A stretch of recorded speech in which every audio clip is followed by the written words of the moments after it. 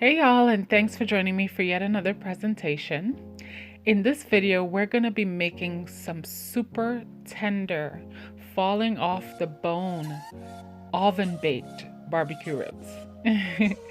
It's funny how one simple trick can help you achieve these results. One simple thing that a lot of people forget or neglect to do for this to happen. But stay tuned and I'll show you exactly what.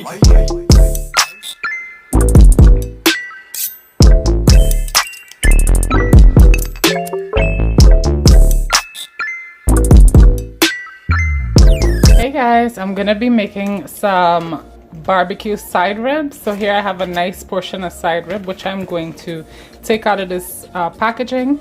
I'm going to rinse. I'm gonna take off a little bit of this fat, and there's a thin layer here that needs to be stripped off as well. I'm gonna do that. I'm gonna wash this with some vinegar, and then I'm going to be seasoning it with these seasonings that I'm about to show you right here. So to season that, I'm going to be using some teriyaki, sweet honey garlic barbecue sauce, garlic barbecue sauce, lemon juice, a little bit of jerk barbecue sauce, of course a bit of chicken-based seasoning, and a bit of chili flakes, which is always optional,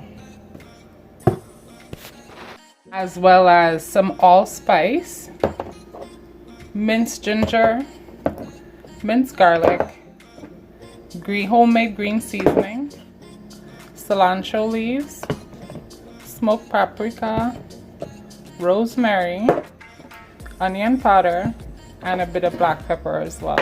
I'm going to be combining a bit of all of those. I'll be leaving the measurements in the description. I'll be combining them into this bowl. So first thing first, I'll put 2 tablespoons of teriyaki, 2 tablespoons of Miss Diane's barbecue sauce, 2 tablespoons of regular barbecue sauce, that's the garlic flavor, 1 tablespoon of lemon juice, a tablespoon of the jerk barbecue sauce,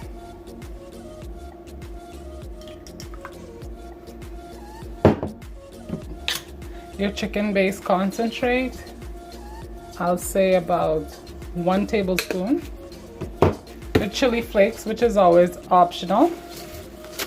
I'm gonna put a half a teaspoon in here.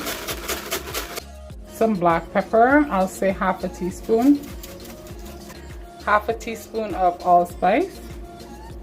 Half a teaspoon of homemade green seasoning.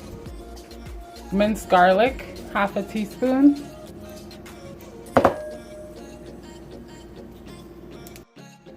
One teaspoon of ginger, minced ginger. Coriander flakes. Say a good half a teaspoon. Smoked paprika, half a teaspoon. Rosemary, I'll say half a teaspoon as well. The thing I'm gonna put in is some onion powder. So I'll say a teaspoon of onion powder. And then we're gonna be incorporating these ingredients, giving it a nice stir until all of this is blended. So I forgot one really important ingredient, and that is your sugar. So I'm going to be putting some teaspoons of sugar in there. I'm going to be putting a total of 3 teaspoons of sugar. This is going to be what's going to be, your meat's going to be seasoned in. It's going to be smothered in this sauce. It's going to be baked in this sauce. So yeah, this sauce is everything about that meat.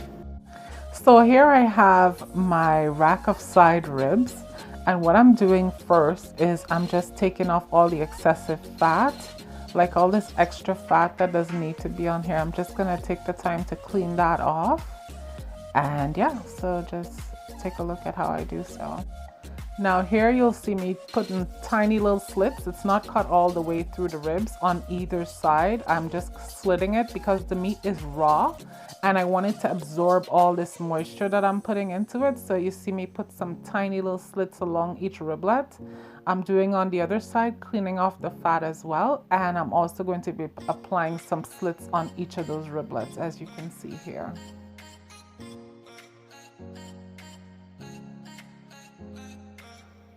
So yeah, as you can see, I put some tiny little slits there. It's not cut all the way through, nor is the slits meeting on the other side. Next, I'm going to rinse it with a little bit of lemon juice again so that that soaks into the slits. And I'm going to be preparing it in a baking tray. So I placed my meat into a baking tray, and as you can see me here, totally making sure I get into the creases and crevices of both sides of the ribs. So that's what I'm doing here, applying every bit of my sauce onto it. And yeah, the next step is to be placing it in the oven. But before we do that, one more. So I'm going to be measuring, this is a 2-cup measurement. So I'm going to just be, this is steaming hot water, by the way. So I'm going to be placing, which is really important because it'll slow down your baking time. So I'm just going to be placing that in a tin. It could be a bread tin. It can be any kind of tin that usually goes into the oven. So that's 2 cups there. I'm gonna put 1 more cup to make 3. And yeah, so that's almost full. So what's the importance of this is going to go on the very bottom tray of the oven, and this is what maintains your moisture in your ribs. Now usually when people make ribs, I find it dries out too much. And this is the only thing I've done that has worked to keep my ribs super moist. And yeah, and to encourage the faster baking time, you use hot water. That way this doesn't have to heat up and it's ready to go. The only thing that will be heating up when it goes into the oven is the meat, the tray with the meat. So this is gonna go into the oven first on the bottom shelf of the oven. Your oven should be preheating to 300 degrees. And you're going to put this on the very bottom shelf, and your meat will be going on the middle rack. So as you can see, I have my tray of water already in there, and the only thing going in now on the middle rack is the ribs. We're going to push it all the way in, and that water will definitely be keeping the moisture in the meat. So we'll close this up, and we're going to set a timer for 2 hours.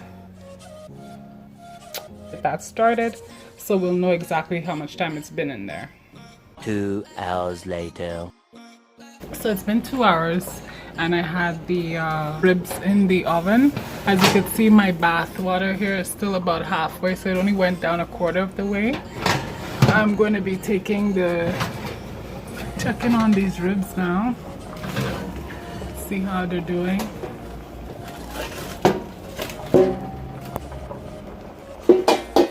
And there it is.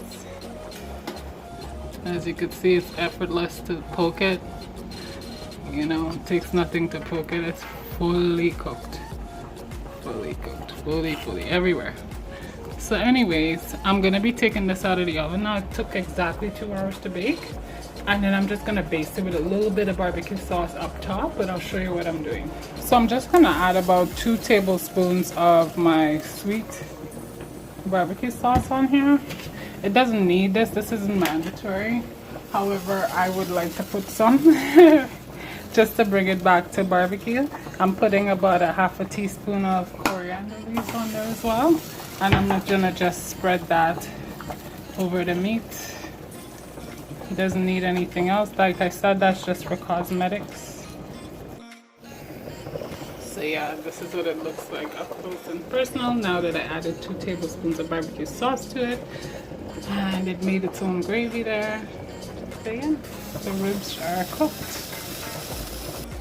So yeah, I could have used a butter knife to cut this to show you how tender this is. But I'm just gonna show you from here. I'm sure you could see it was effortless to cut that. Yeah. And there it is, just part of the rib, fully cooked and glazed. So here we have the ribs. I did cut it into parts, the like serving portions. So yeah, there's a piece right here. Let's pretend it's falling off, literally falling off the bone. But yeah, so there's the ribs.